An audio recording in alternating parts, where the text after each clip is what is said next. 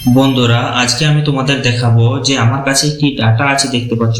এই ডাটার মধ্যে কিছু ব্ল্যাঙ্ক সেল আছে। যে খালি সেলগুলি আছে সেই খালি সেলগুলি আমি তোমাদের হাইলাইট করে দেখাবো এই ডাটা থেকে।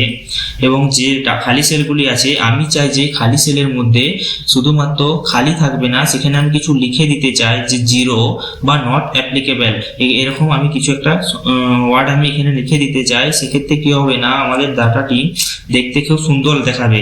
সুন্দর দেখানোর জন্য আমি কি করব, প্রথমে ডাটাগুলো যে ব্ল্যাঙ্ক সেল আছে সেই ব্ল্যাঙ্ক সেলগুলি আমি পুরো ডাটা থেকে প্রথমে হাইলাইট করব। তো কিভাবে হাইলাইট করব সেটা আমি তোমাদের দেখাবো। প্রথমে তোমরা কি করবে না, যে কোনো একটি সেলে ক্লিক করে নেওয়ার পর কন্ট্রোল এ প্রেস করবে। কন্ট্রোল এ প্রেস করলে কি হবে না, আমাদের যে পুরো ডাটাটি সেটিকে অটোমেটিক সিলেক্ট করে নেবে। পুরোটি সিলেক্ট করে নেওয়ার পর তোমরা এখানে হোম ট্যাবের মধ্যে এখানে দেখতে পাচ্ছ কন্ডিশনাল ফরম্যাটিং বলে একটি অপশন আছে, সেখানে ক্লিক করে নেবে। সেখানে ক্লিক করে নেওয়ার পর এখানে হাইলাইট সেল বলে একটি অপশন আছে, সেখানে ক্লিক করে নেবে।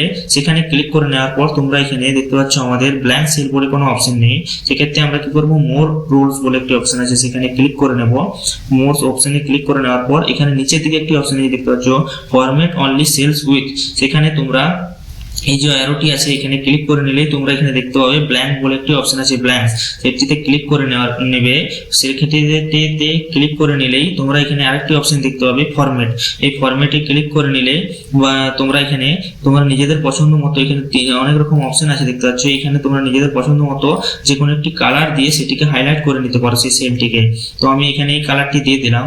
দিয়ে দেওয়ার পর ওকে করে দিলাম এবং এগেন আমি যদি ওকে করে দিই, দেখতে পাচ্ছ আমাদের কাছে যে ব্ল্যাঙ্ক কালার গুলি ছিল বা ব্ল্যাঙ্ক সেল গুলি ছিল সেগুলি অটোমেটিক এখানে গ্রিন কালার হয়ে চলে এসেছে। গ্রিন কালার হয়ে চলে এসেছে, তাতে কি হয়েছে না, আমাদের খুব সহজে বুঝতে সুবিধা হচ্ছে যে আমাদের এই ডাটাতে কতগুলি মোট এখানে ব্ল্যাঙ্ক সেল আছে বা কোথায় কোথায় ব্ল্যাঙ্ক সেলগুলি আছে। তো এবার আমি চাই যে আমরা যে ডাটাগুলিকে বা ব্ল্যাঙ্ক সেলগুলি হাইলাইট করেছি এই সেলের জায়গায় আমরা কিছু লিখে দিতে চাই বলতে আমরা চাই যে এই সেলগুলিতে জিরো বা নট অ্যাপ্লিকেবল বলে কোনো কিছু একটা লেখা আমি লিখে দিতে চাই। তাতে কি হবে না, আমাদের যে ডাটাটি আছে দেখতে খুব ভালো দেখাবে।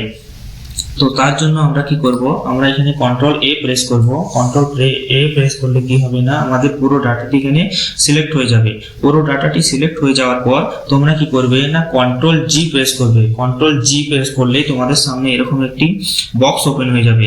এরকম একটি বক্স ওপেন হয়ে গেলে তোমরা নিচের দিকে একটি অপশন দেখতে পাবে স্পেশাল বলে একটি অপশন দেখতে পাচ্ছ, এখানে ক্লিক করে নেবে।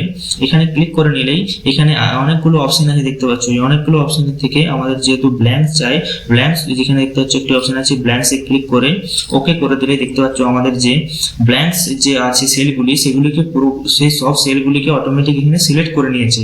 সিলেক্ট করে নেওয়ার পর আমরা চাই যে এখানে কিছু লিখতে, যে এমন কিছু লিখবো যে প্রত্যেকটা সেলে সেই লেখাটি হয়ে যায়। যেন এখানে যদি আমি কিছু লিখি যে এই যে সেলগুলি আছে এই সেলগুলিতেও সে সেম লেখা যেন এই ব্ল্যাঙ্ক সেলগুলিতে হয়ে যায়। তো সেক্ষেত্রে আমরা কি করবো, যে আমরা এখানে দেখতে পাচ্ছ প্রত্যেক সেলগুলি সিলেক্ট হয়ে যাওয়ার পর এখানে তোমরা যে কোনো একটা সেলে কিছু একটা লিখে দাও। এখানে আমি নট এন এ লিখে দিলাম। এন এ লেখার পর একটি সেলে লেখার পর তোমরা কি করবে, কন্ট্রোল এন্টার প্রেস করে দেবে। কন্ট্রোল এন্টার প্রেস করলে দেখতে পাচ্ছ আমাদের কাছে যে ব্ল্যাঙ্ক সেলগুলি ছিল সেই ব্ল্যাঙ্ক সেলগুলিতে অটোমেটিক্যালি এই প্রত্যেকটি ব্ল্যাঙ্ক সেলে নট এন এ লেখা চলে এসেছে।